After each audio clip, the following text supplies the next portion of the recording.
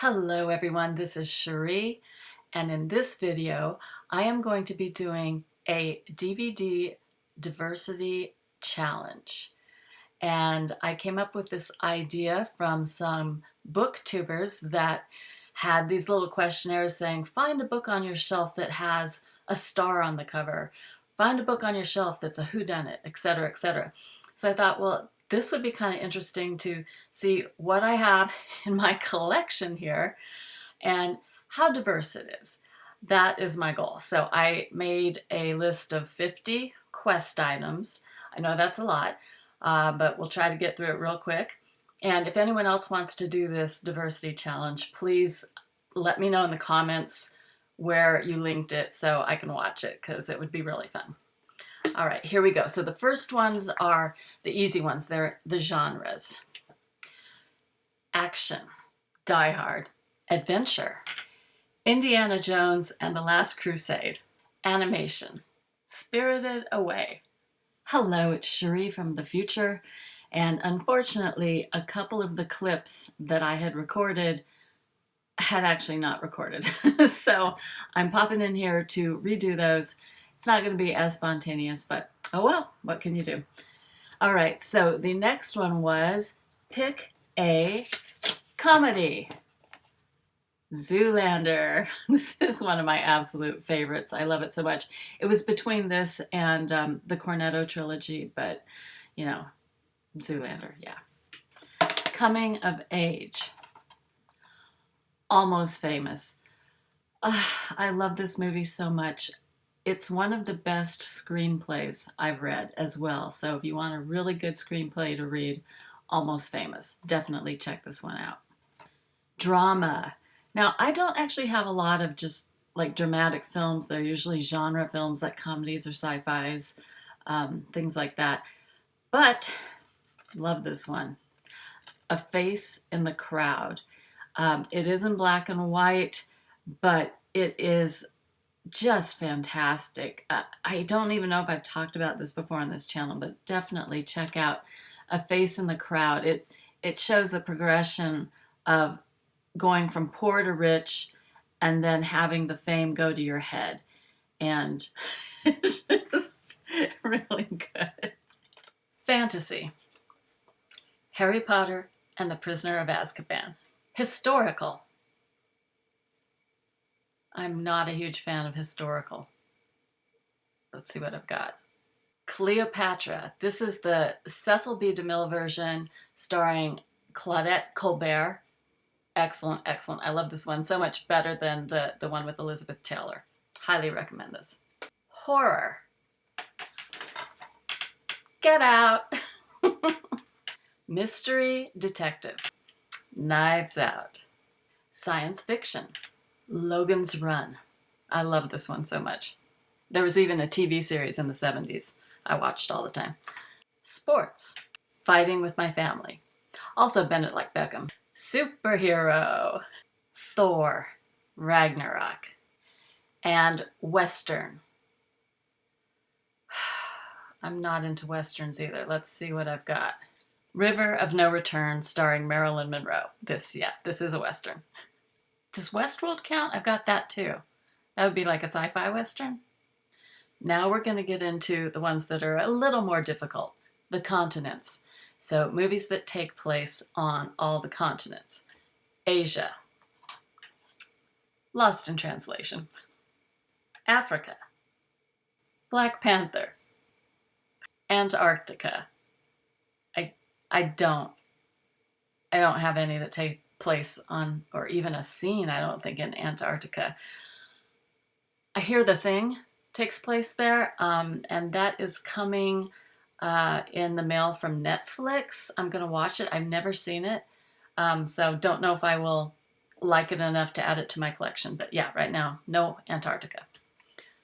Australia. I just had to stop recording because I couldn't find any.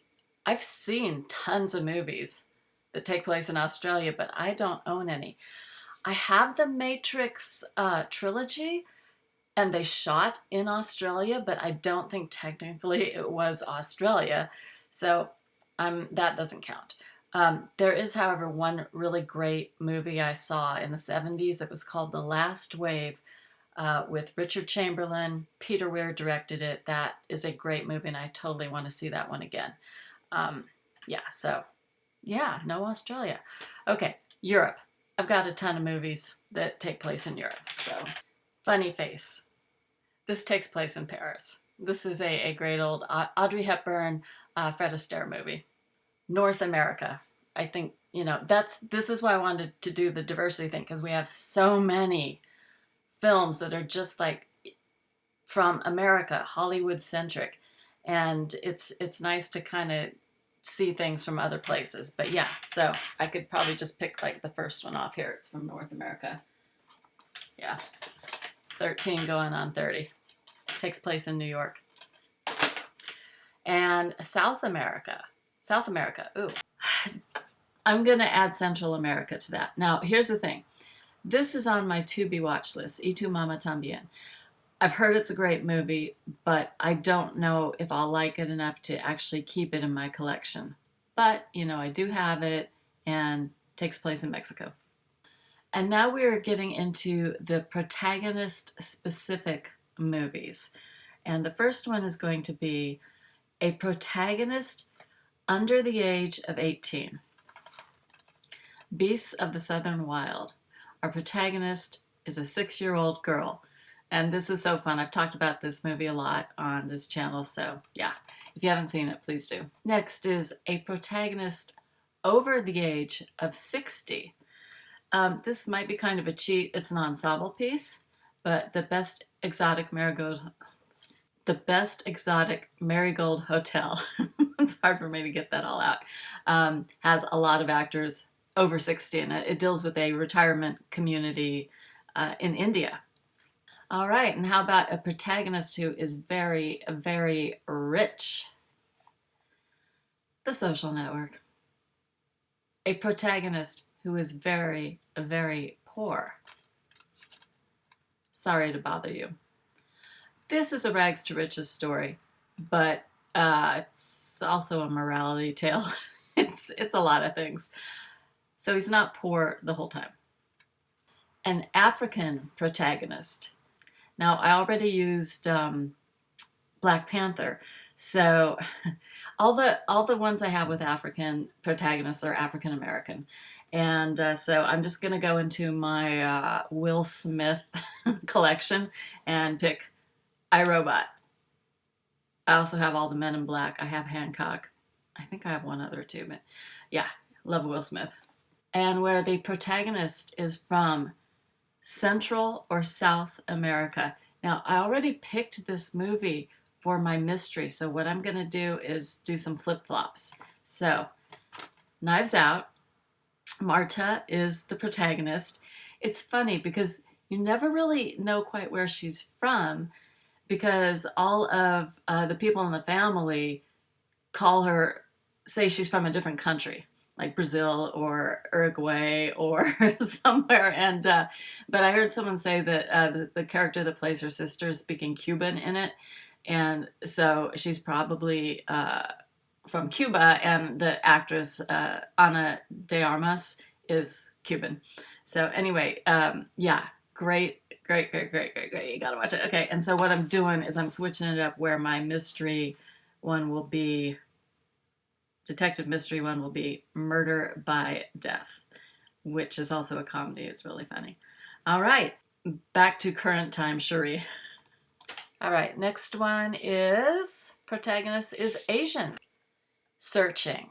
I love this movie. It takes place in Silicon Valley. If you haven't seen this, please watch it. It takes place via screens. Okay, protagonist who is from Oceania or an islander. I don't think I have one of these either. I think I just ordered Moana last week. It hasn't come in yet. So I would have that as being one that counts. But yeah, I don't even have Aquaman yet. Okay, So let's see. The next one is an indigenous person. Now, a lot of countries have indigenous peoples. So, you know, like you could have your Native Americans, you could have your Aboriginals from Australia, but I don't have any back here. Yeah, I can. If you want to go directors again, then I would hold up my Thor Ragnarok again because that is by Taika Waititi, who is from the Maori tribe.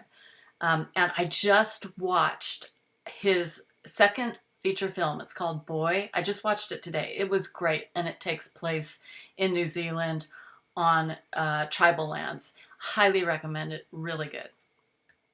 All right, and the next one is Protagonist, who is Middle Eastern.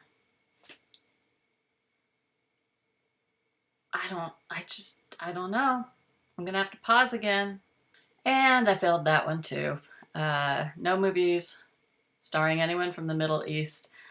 I actually don't even know if I've seen any movies from the Middle East. I just saw one from Afghanistan a couple of months ago, um, but I don't think technically they're in the Middle East anyway. Yeah, fail. All right, and the next one is the protagonist is Northern European, as in Scandinavian.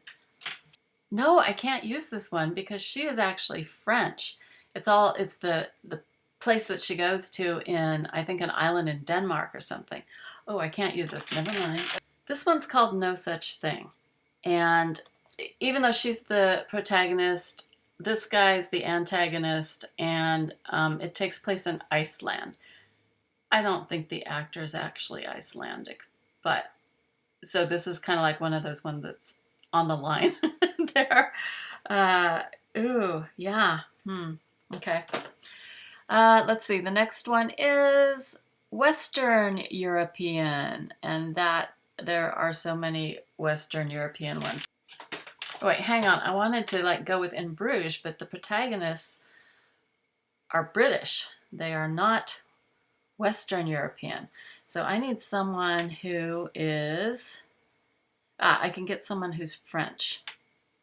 Or from the, oh no, Western European, UK counts. Okay, so even though they're not in the UK, they're in Bruges, but this counts. The next is Southern European. Vicky Cristina Barcelona, Javier Bardem is from Spain. Central or Eastern European. I don't think I have any main characters from Bulgaria, Estonia, Hungary, Latvia, Lithuania, Montenegro, North Macedonia, Poland, Romania, or Slovakia.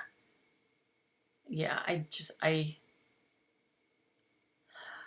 no, I don't think so. I have the Grand Budapest Hotel, but, I don't think the main characters are actually from Budapest, which is in this country. All right. All right. So next one is marital status. So stars someone who is divorced. I don't have any where the protagonist is divorced. It's so weird. I guess maybe that's more drama stuff, and I really don't collect dramatic films. Okay, the next one is where the protagonist is happily married. I do have one. Julie and Julia. Julia Child was very happily married. And then someone whose marital status is single. That's probably like a lot of the movies I have right here. So let's just go with, yeah, Casanova. Totally single. Although, was he secretly married? I don't know. I feel like there was something about that, but oh well. For all intents and purposes, single.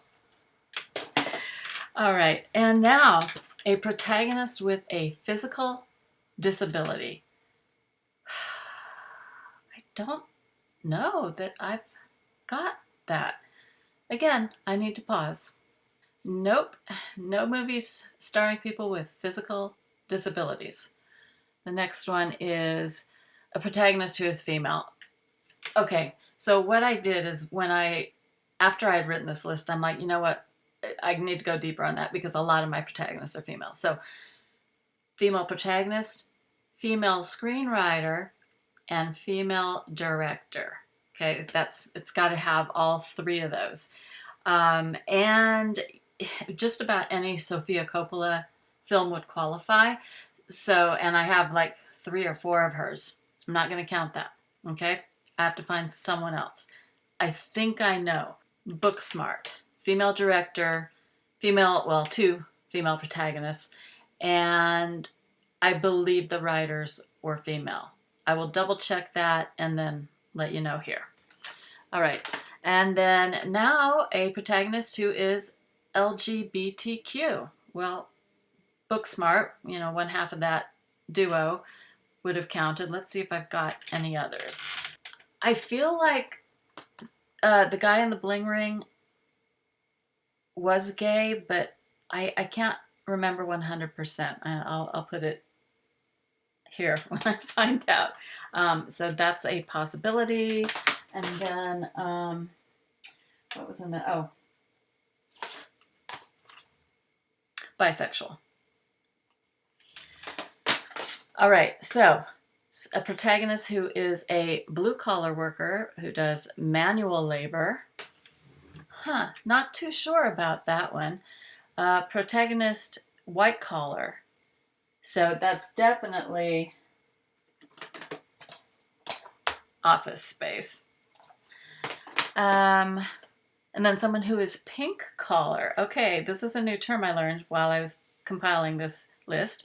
So that's someone who works in beauty, nursing, social work, teaching, secretarial, or child care. Mona Lisa Smile. Julia Roberts plays a teacher. That was tough. I was like, oh no, maybe I don't have any. All right. And then, someone who has the life of luxury and does not work. Okay, I feel like Amber Heard's character in One More Time was kind of a drifter in this movie. I don't think she was employed. I mean, she was a musician. Her dad's a musician, Christopher Walken. So I'll put the answer down there. Calendar Girls, a group of older women in England who I think it was back in the days when the husband was the only one that works. So that might qualify as well. All right, we're on the last 5. A movie that is about art. The Moderns. This is about a group of artists in Paris. Now, a movie about politics. Yeah, I don't really have one about politics. I've seen a lot. I just don't really, they're not ones I want to come back to again and again. Okay, and then, a movie about religion. I don't think I've got, I mean, Christianity, Judaism, Hindus, Buddhism, Islam or Muslims, polytheism, monotheism, atheism, animism. No. A movie in a non-English language. Amelie, which is in French. Oh, and then this is the last one. Okay, so I just decided a movie that is a Best Picture winner. And then I have to describe how diverse it actually is. The 2 Best Picture winners that I accessed quickly, I also have The Godfather, Shakespeare in Love and Titanic. And I know there was controversy about Shakespeare in Love winning the same year that, the Saving Private Ryan came out. Although this is really a charming script and it's a charming movie, and maybe people were just tired of war movies, I don't know. Or maybe Harvey Weinstein just really forced people to vote for this. Anyway, I'm going to talk about Titanic. So you've got your 2 main characters who are, I don't know exactly their ages, but they're young.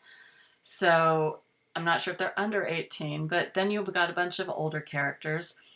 You've got the two different classes, the rich people and the poor people that have to be in steerage, I think it's called. And there are Irish people as well as American people. Um, it does have a female co-lead. And it takes place in the ocean, so it's not really in any country in particular. So this is it. It's not that diverse, but you know, it's a great movie. You should watch it. I just watched it again last year, and it was just so good, so good. Anyway, so that's my diversity challenge. It seems like what I really need to look at is, and the thing is, I'm not going to buy a movie that doesn't entertain me, that I don't want to watch over and over again. So, but what I do need to seek out more of, because I might find those movies, are things from Central and South America, Middle East, Eastern European. I should probably have more African stuff as well. And yeah, what else was there? I mean, do I want to watch stuff about politics and religion? Not really, but you know, those are all the areas. But I think I did pretty well in everything else. So yeah, it's kind of interesting. So yeah, if you decide to do this challenge yourself, please do let me know in the comments below, because I would love to see it. Thank you for joining me. I will see you in the next video.